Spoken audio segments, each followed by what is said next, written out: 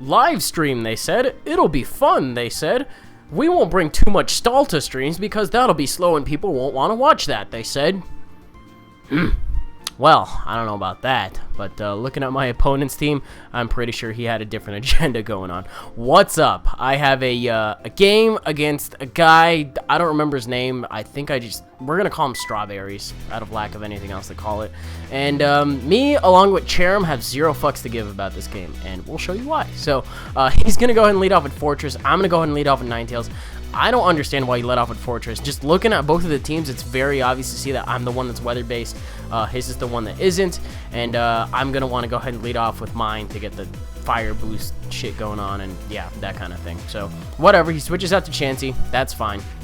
I got my weather up for the rest of the game, and that thing comes in, and I'm going to go ahead and bring out my Dawn Fan just because the T-Wave from Chansey, I see that a lot on Chansey, so I was like, okay, that's going to happen.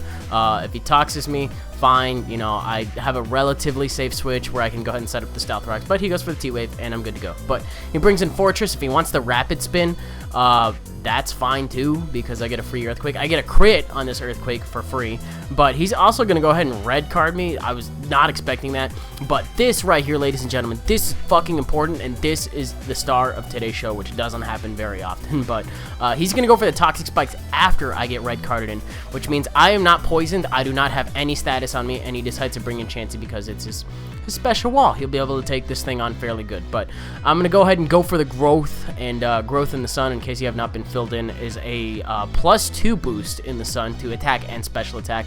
Not that it really matters that much in CHERRIM's case, because I'm running a special one, but Flower Gift does boost special defense and attack, which is two of like the weirdest things combined. Like, why would you boost that? Whatever. But I get the Growth off, and then he's going to go for the T-Wave, and it's actually really good that he got the T-Wave on me, because this means I'm not burned or toxic. I actually have a chance to regain a steady amount of HP without having to worry about anything like that, and I don't run Synthesis on this thing. I have Growth and 3 attacks, so I was like, okay, but the Protect is fairly obvious from there, because he had a little amount of HP. He's got Wish and Protect, for fuck's sake, you know, that's kind of a thing. So, I think I'm up to like +4. I don't know if I got to +6 yet, but he goes for Seismic Toss on the turn that I believe I go for a Growth or a Wish. I go for a Growth. So right there, now I'm at +6 attack and +6 special attack. The attack matters a little bit later. If you're thinking a little bit ahead, you can probably imagine why it does. But he's going to go for Seismic Toss on the turn that I decide to finally attack. I believe I get paralyzed on this turn, which kind of scares me. But at the range of HP he's at, he's not at full. And I will be on the offensive while he's having to Wish Protect, that kind of thing. But he goes for another Seismic Toss. Just based on the amount I get back from lefties and, you know, the 100 set damage all the time, I know that I'll be good to go to take one more Seismic Toss after this, just in case it doesn't kill him off and he really wants to kill me off for whatever reason, sack his Chansey, that kind of thing. But it turns out from that range of HP, I think we calced it, and a +6 Solar Beam from a modest CHERRIM does 70% to a Chansey, 60 to 70, something like that, but it's enough to take it out, and that's fucking awesome. I took out a Chansey with a PU special attacker.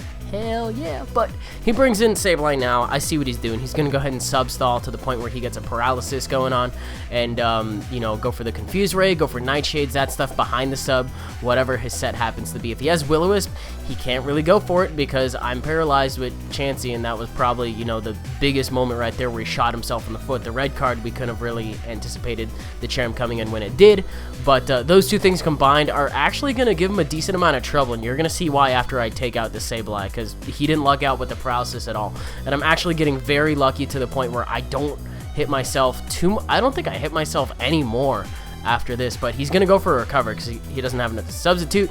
I decide I'm going to go for a Weather Ball. This move choice right here is actually very important because the Solar Beam is tempting, but I figured I'm at +6, it's not at full HP. He does still have a Whimsicott and a Fortress left. Whimsicott could be used to Encore me into Solar Beam, then switch out to Fortress, and then bam, I would be set up fodder for the next couple of turns, that kind of thing. But because I've maybe lock myself in on Weather Ball, depending on his Whimsicott set and whether or not he actually wanted to go for Encore. I'm not saying locked in because I'm not locked in, but I think you get what I'm trying to say, that I kind of had the potential to be locked in just based on Whimsicott. And there's also the thing that because I am a Grass type, I cannot be Leech Seeded by this thing, and he is forced to substall and stuff like that too. So he's not doing shit while I'm getting paralyzed. I don't know what this thing would do, so I'm just kind of keep going for Weather Ball just to see what he is going to end up doing, and he has Flash. What?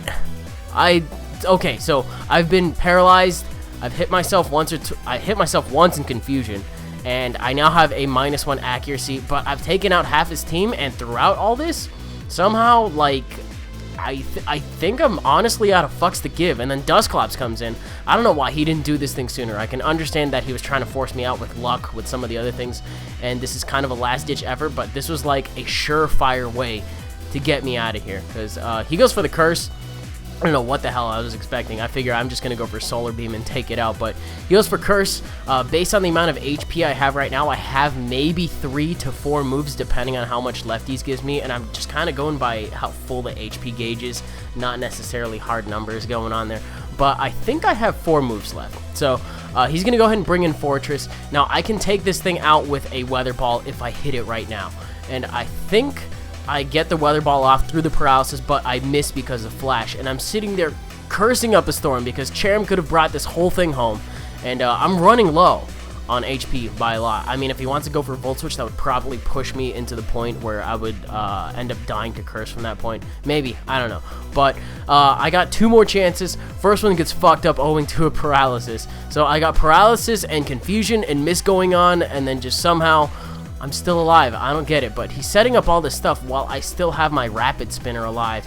And unfortunately, my luck kind of runs dry right there, you know, tripping up at the finish line because I end up getting paralyzed twice in a row and missing owing to Flash. But I had +6 going on. I was going to stay in no matter what. So I ended up taking out 2/3 of his team with the CHERRIM, and that was fucking awesome. But I bring in my Donphan. I don't really care if it gets badly poisoned. I want to get the rocks out of here so I can be able to switch in Ninetales and Victini safely if I want to. But I think this is like one of the only times ever that I've played Pokemon where I've Rapid Spun and I've blown away that many things at once. I think the other day I blew away Leech Seed, Spikes, and Stealth Rocks off of a Hitmontop, but I don't remember if I saved that game. Not 100%. But I Rapid Spin, you know, I'm Toxic. Oh well, something had to get Toxic in order to do this. So go for the Earthquake, end up taking it out, and I think his last one left is a Porygon 2, and this thing is actually going to give me a tiny bit of trouble, but not too much because I do have a Victini with the V-Create and the Sun Boost. You'll see. You'll see why it actually ends up giving me trouble, but I'm going to go ahead and switch out right now. I believe into it because I don't really feel like I can deal with this thing too well, and he can just, you know, stall me out of HP because I'm Toxic and whatnot. But this is a mixed Victini. This is the one that Zed likes to run, I think, with 3 physical moves and then Overheat. So I was like, I'm going to go for Overheat in the Sun just to see how much it does. He ends up going for the Ice Beam to try to get some super effective damage. That's fine. So Overheat in the Sun, naturally not going to do as much as V-Create in the Sun, but it still does a really good amount, and I was kind of hoping that he wasn't going to recover, but I guess it's really obvious to see that he's going to do that because he's got the 1 layer of Toxic Spikes up. But did he? I thought okay, no, he probably set him up while I was rambling, but it's just regular poison, which is actually going to hurt me a little bit more just because I got the Life Orb and the regular poison going. But I got V-Create in the Sun going on. I think I'm a little more physically offensive than specially offensive, and it looks like it does like right around the same range of HP anyways. I don't know, maybe a little more, but it's doing more than he's gaining back from recovery. And believe it or not, CHERRIM was actually kind of a key player just because I was T-Waved, and you know, I had a decent amount of HP going on there, and I don't know, it was just like the perfect storm to the point where I got to use a Pokemon that I enjoy for some random reason. Nobody else uses it but me, and I loved it because with a little help from Victini and Donphan, that kind of thing, I was actually able to muscle through this hard stall and take it home. I don't know how the fuck I did it. If that had like panned out completely differently with the red card, I probably could have lost. You know, like that is some seriously hard stall. But that's the end of the game. We didn't even get to see Sawsbuck. Oh, fun fact about Black and White 2, that was a winter Sawsbuck, but when you bring it onto Wi-Fi and take it out, it does finally change itself to the correct season, which is very disappointing because if you know me, you know I'm a fan of winter Sawsbuck.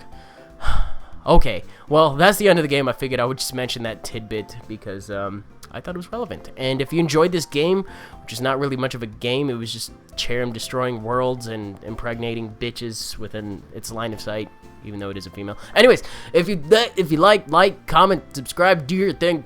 Son of a bitch, game's over. Okay. I got other games coming up later this week, and I believe Penumbra finally finished yesterday, so I'm going to look into other scary games to play. TCG2 is looking like it's going to wind down fairly soon as well, and we will see what's going on there. So that's enough of the updates, and I'll see you guys later. Bye!